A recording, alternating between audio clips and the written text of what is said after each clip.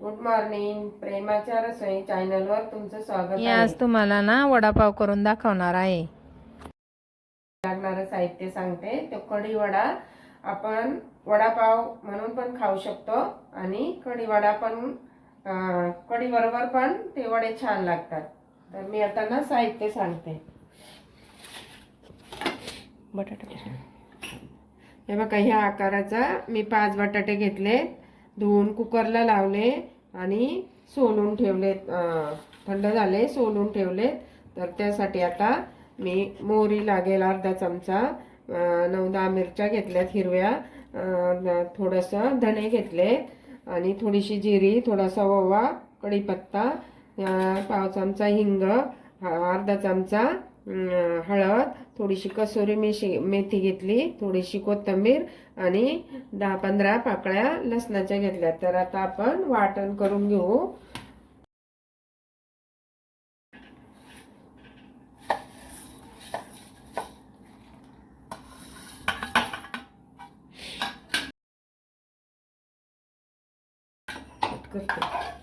करून घ्यायचं. आता आपण मिरच्या,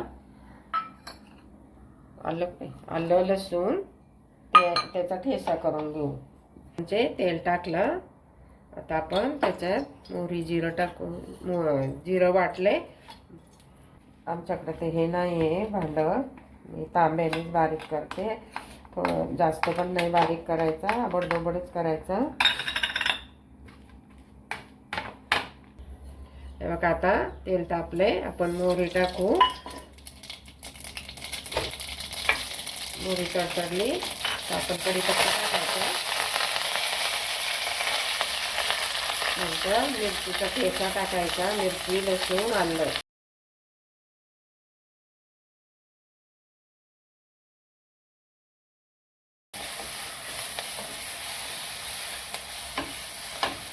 नंतर आपण थोडीशी हळद टाकू, हिंग टाकायचा आणि आपण हे धणे, बडीशेप, थोडीशी ओवा वाटून टाकलाय.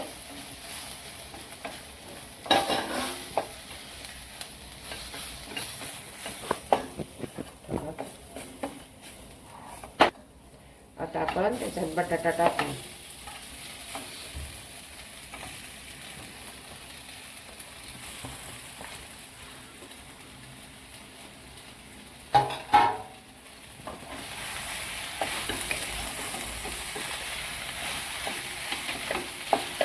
का आपण चवीपुरतं मीठ टाकू. तुमच्या आवडीप्रमाणे चवीपुरतं मीठ टाकायचं. चांगलं हलवून घ्यायची भाजी. हे बघा, आता आपण यामध्ये कोथिंबीर टाकू आणि थोडीशी कसुरी मेथी चुरगाळून टाकायची. जास्त नाही भाजी परतवली तरी चालते, कारण आपण वड्यामध्ये ती परत शिजते. गॅस बंद करू आणि थंड व्हायला ठेवू. तोपर्यंत आपण पीठ काढून घेऊ वड्यासाठी.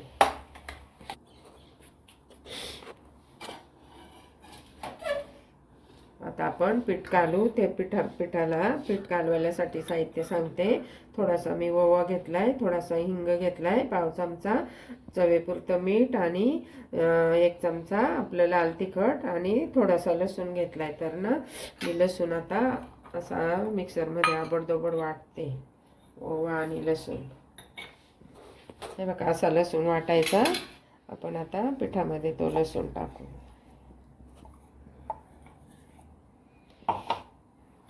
थोडंसं लाल तिखट टाकलं, हिंग टाकलं आणि चवीपुरतं मीठ टाकायचं. पीठ चांगलं. आणि ह्या पिठामध्ये हळद नाही टाकायची, कारण ना वडे मग काळे होतात हळद टाकलं.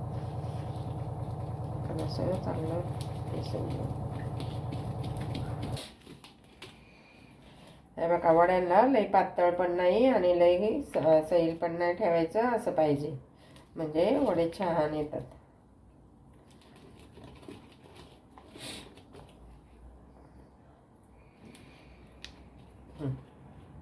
पाहिजे आपलं. थोडासा सोडा टाकू चिमूटभर.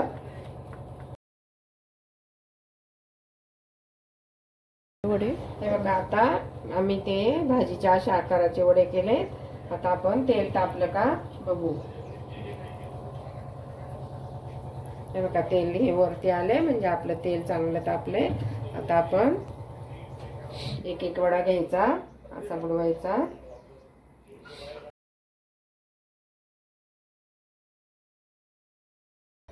असा तेलामध्ये सोडायचा.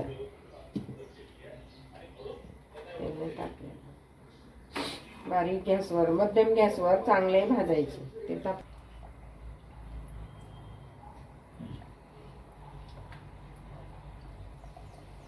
अशा प्रकारे आपण 2-2, 3-3 वडे सोडायचे तेलामध्ये.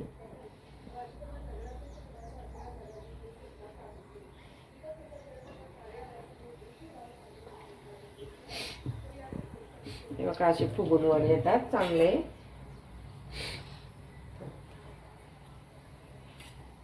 असे आलटून पालटून ते भाजायचे.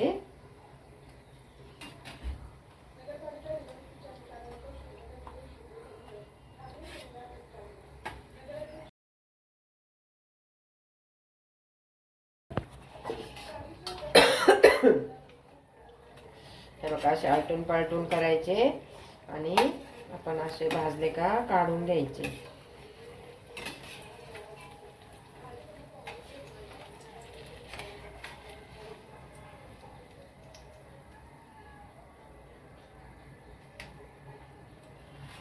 असे काढून घ्यायचे.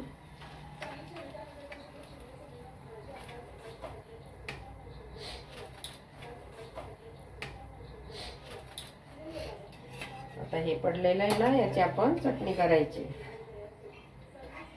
तुम्हाला दाखवते. अजून थोडेसे वडे काढू आपण.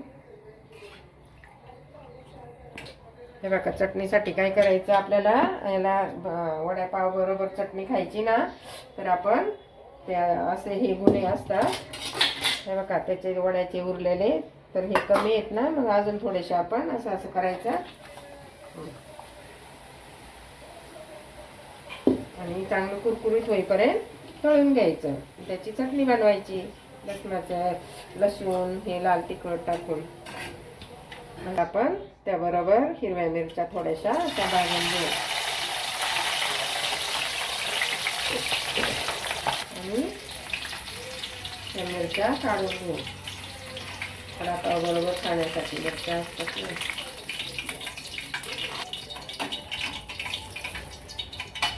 त्यावर थोडंसं मीठ टाकू. आता आपल्याला वडापाव बरोबर खाण्यासाठी हे बघा, हे चांगलं कुरकुरीत झालंय. आता आपण हे या मिक्सरच्या भांड्यामध्ये टाकायचं.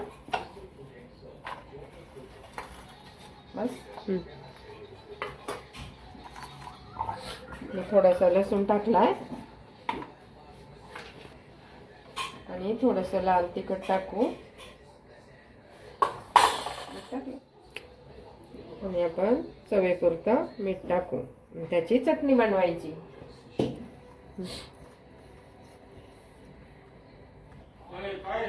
हे बघा, अशी आपली चटणी तयार झाली वडापाव बरोबर खायची. अशा प्रकारे आपला वडापाव तयार झालाय. खूप टेस्टी झालाय. तुम्हाला जर आवडला तर तुम्ही करून बघा आणि लाईक करा, शेअर करा, सबस्क्राईब करा. बाय.